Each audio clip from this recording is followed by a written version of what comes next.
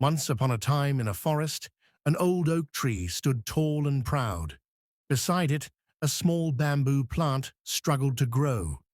The oak would often look down at the bamboo and say, "Look how weak you are. I grew tall and strong in just a few years. You've been here for so long, yet you remain so small." The bamboo stayed quiet and kept growing. Slowly but surely, years passed. One day, a powerful storm swept through the forest. The strong winds blew fiercely, and the mighty oak tree snapped and fell to the ground. But the bamboo, flexible and rooted deeply in the earth, bent with the wind and survived. After the storm, the forest was quiet. The bamboo stood upright once more. A small bird asked, "How did you survive when the mighty oak could not?" The bamboo replied, "I took years to grow my roots underground.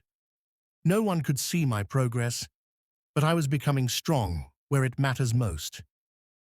Moral of the story: growth takes time.